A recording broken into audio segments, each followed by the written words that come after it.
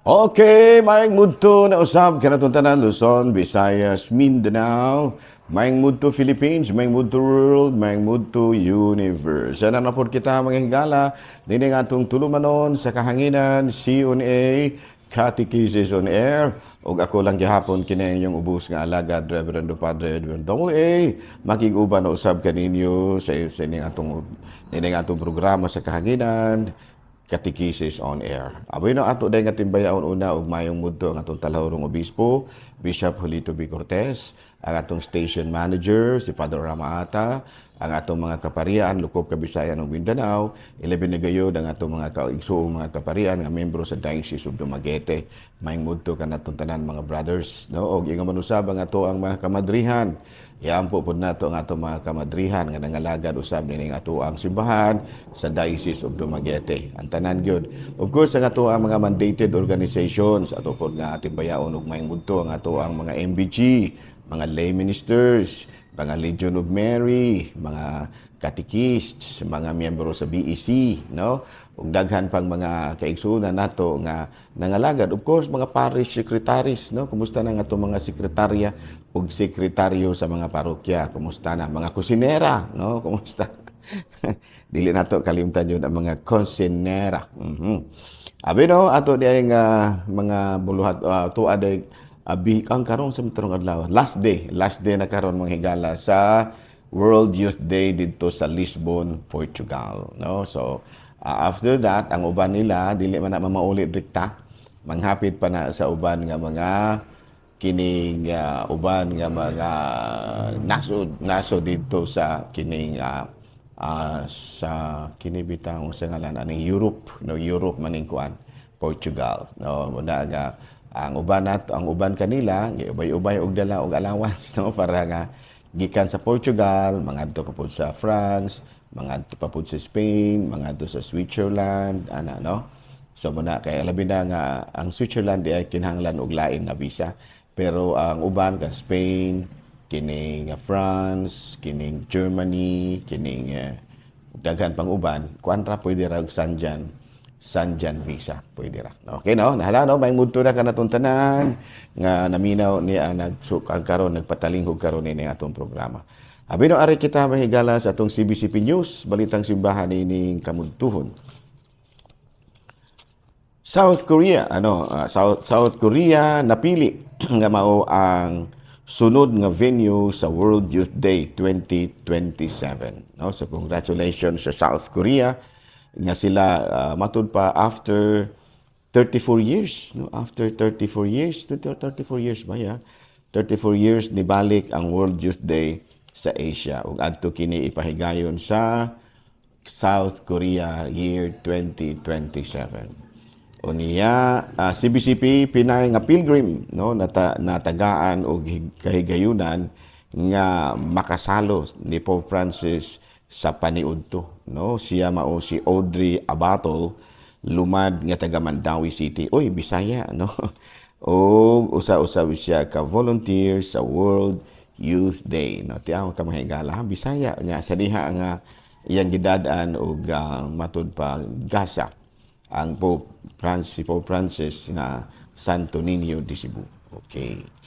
Hala, no, padayon ta mga higala, ari kita sa atong Saint of the Day. Aboy no, August 6 ang atong Saint of the Day karon, bisan og walay nangutana. Murabag si Brad Jones Manaban ba? Ang atong oras bisag wine nangutana. Wa pa nangutana nako pero muto. Ang atong Saint of the Day karon kabalo mo kinsa mga higala. Dili ron August 6. August 7. August 7 na karon.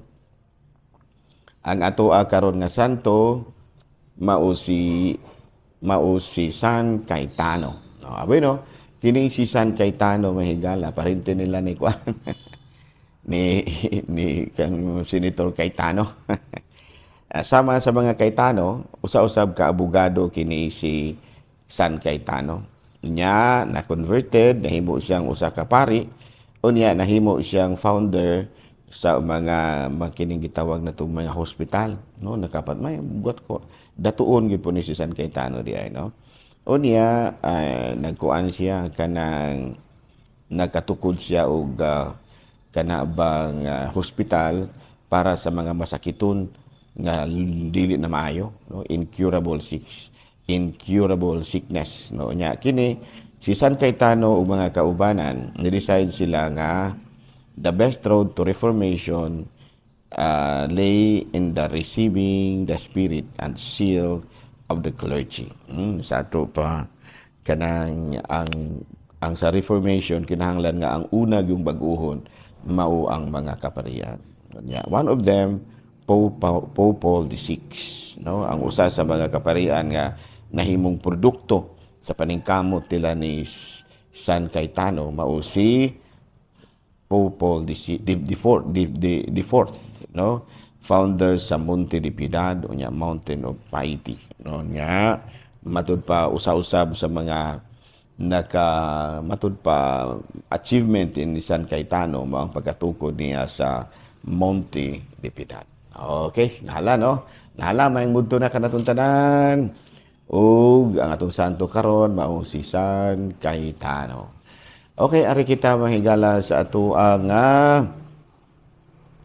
kining catechesis. So the question, what is the outward sign in the sacrament of matrimony, and what does the whole essence of the marriage contract consist? Ayan, muna yung pangutana. And the answer is the mutual consent of the persons expressed by words or signs in accordance with the laws of the church. So, ang outward sign, ang sakramento ba, kanang gitawag na to, makitang timailhan sa sakramento sa matrimony, mao ang pagdinawatay sa mga magtiayon. No? Pagdinawatay by words or signs, no? Pulong ba o panaagi ba sa mga sinyas nga pinasubay sa balaod sa simbahan. So that is the outward sign of the sacrament of marriage. Another question, what are the ends of the sacrament of marriage? No, unsa may mga tuyo sa sakramento sa kasal? Of course, number one is to enable the husband and wife to aid each other in securing the salvation of their soul. So that's number one, no? To enable the husband and wife to aid each other in serving the situation of their souls. Ato pa, at kanang gihimo ang sakramento sa kaminyoon aron nga ang bana ug asawa magtinabangay aron maluwas ang ilang kalat. So that is no, the partnership ba? Unya ang pinaka-purpose gyud sa ilang partnership mao nga maluwas ang ilang mga kalat. Number two, to propagate the existence of the human race by bringing children in the world to serve God. Oh, so that's number two, no? Nga sila to propagate the existence nga magpadayon ang matud pa katawhan sa Dios, no? Ang mga tao nga pinaagi nga magpadayon ang mga tao pagpuyo ni ining kalibutan, no?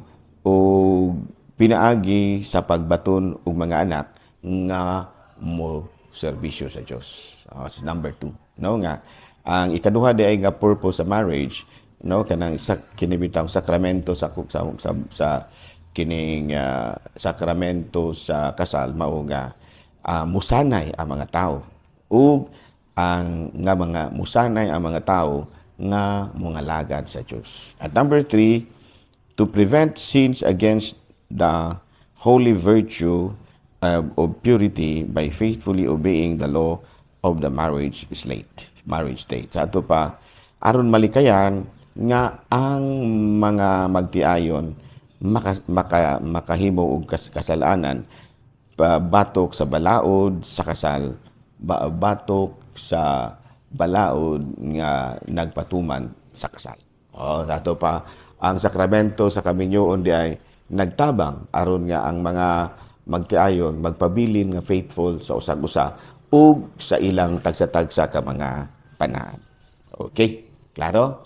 Now, next question. Can a Christian man and woman be united in lawful marriage in any other way than by the sacrament of marriage?